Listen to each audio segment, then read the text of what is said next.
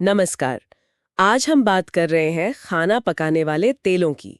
स्वाद तो हम सब देखते हैं, पर जो जानकारी हमारे पास है वो बताती है कि गलत तेल और उसका गलत इस्तेमाल मतलब हमारी सेहत पर अंदर और बाहर दोनों तरफ बुरा असर डाल सकता है। हाँ बिल्कुल।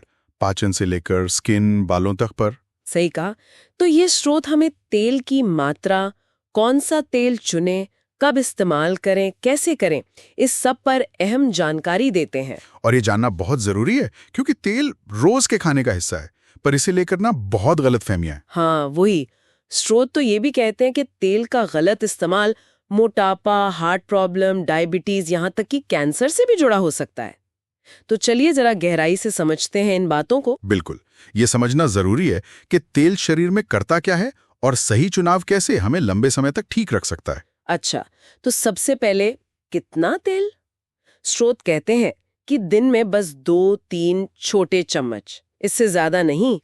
पर क्यों? तेल तो है तो 100% फैटी ना। हाँ, है तो फैटी। और हमें फैट दूसरी चीजों से भी मिलता है, दूध, दही, नट्स वगैरह से। हाँ, वो भी अच्छी क्वालिटी वाला फैट होता है अक्सर। हाँ। तो फिर ये एक्स्ट्रा तेल क्यों नुकसान करता है? देखिए, फैट चाहिए शरीर को एनर्जी के लिए, सेल्स की मरम्मत के लिए, हार्मोन्स बनाने के लिए भी। पर जरूरत से ज्यादा तेल, और खासकर अगर वो गलत टाइप का है, हाँ। तो वो सीधा लिवर पर, पाचन पर बोझ डालता है। इससे बॉडी में सूजन बढ़ती है, मोटापा आता है और फिर दिल की बीमारियों का खतरा।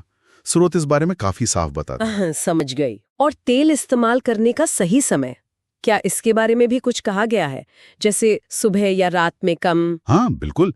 स्रोतों के हिसाब से सुबह नाश्ते में ज्यादा तेल आपको सुस्त कर सकता है, क्योंकि उसको पचाने में ना शरीर की एनर्जी लगती है। अच्छा। और रात में अगर भारी तेल वाला खाना खाया तो वो पचेगा नहीं ठीक से, नींद भी डिस्टर्ब हो सकती है। तो मतलब दिन का टाइम बेस्ट है तेल वाली चीजों के लिए? हाँ, दिन में जब हमारा मेटाबॉलिज्म, पाचन सब ज्यादा एक्टिव होता है तब बेहतर है, ये सुझाव दिया गया है।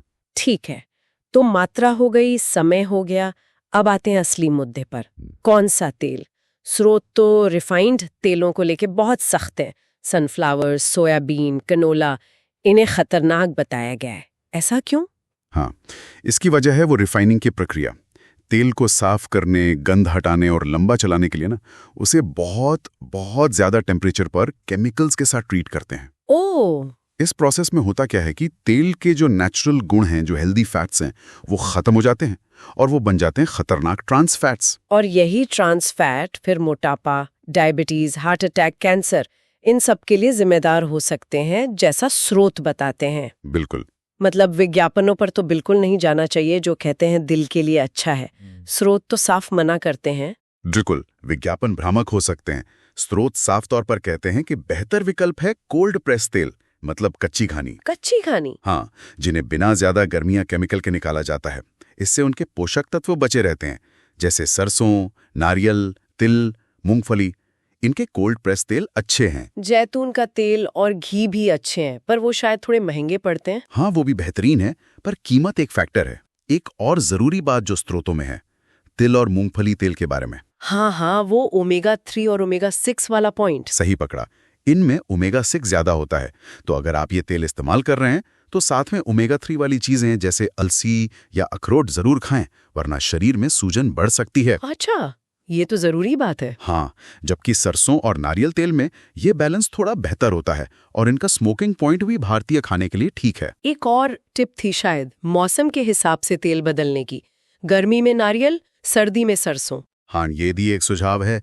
नारियल की तासीर ठंडी और सरसों की गर्म मानी जाती है, लेकिन सबसे जरूरी बात यही है कि तेल कोल्ड प्रेस्ड हो। ठीक है। और तेल इस्तेमाल करने का तरीका, एक गलती जो बहुत आम है और स्रोत भी बताते हैं, तेल को बार बार गर्म करना। अरे हाँ, ये तो बहुत ही खतरनाक है। जब तेल बार बार तेज आंच पर गर्म होता है ना, तो वो ऑक्सीडाइज हो जाता है। ऑक्सीडाइज मतलब उसमें फ्री रेडिकल्स और ट्रांस फैट्स बहुत ज्यादा बन जाते हैं। ये सीधा आपकी धमनियों को ब्लॉक कर सकते हैं, शरीर में सूजन बढ़ा सकते हैं। बाप रे, तो इससे कैसे बचे? क्या सुझाव है? सबसे पहला और सीधा सुझाव, इस्तेमाल किया हुआ तेल फेंक दें, दोबारा बिल्कुल यूज ना करें। ठीक है। दूसरा, पाचन में मदद के लिए एंजाइम वाली चीजें खाएं, जैसे खीरा, अदरक, नारियल पानी, पपीता, अनानास। ये फैट को पचाने में मदद करते हैं। ओके। और तीसरा, तली हुई चीजें कम खाएं, क्योंकि वो तेल बहुत ज्यादा सोख लेती हैं। सिंपल। तो कुल मिलाकर इन स्रोतों से जो बातें निकल कर आ रही हैं, तेल कम, बस 2-3 चम्मच, कोल्ड प्रेस चुनो, रिफाइंड से बचो, तेल दोबारा गरम मत करो और भारी तेल वाली चीजें दिन में खाओ, है ना? बिल्कुल, ये सिर्फ स्वाद की बात नहीं है, ये सीधे सेहत से जुड़ा है। सही कहा। और आखिर में एक सोचने वाली बात जो इन स्रोतों से उभरती है, देखिए स्वास्थ्य ही सबसे बड़ी दौलत है। सस्ता रिफाइंड तेल लेकर कुछ पैसे बचाना शायद अच्छा लगे, हाँ, टेम्पटिंग तो लगता है। पर क्या वो बचत उस सेहत की कीमत पर है जो लाखों खर्च करके भी वापस नहीं मिलती? बस खाने से पहले एक बार सोचें कि ये चीज अंदर जाकर क्या करेगी। शरीर का उतना ही ख्याल रखें जितना स्वाद का। बहुत सही बात कही। स्वाद जरूरी है पर सेहत सबसे पहले।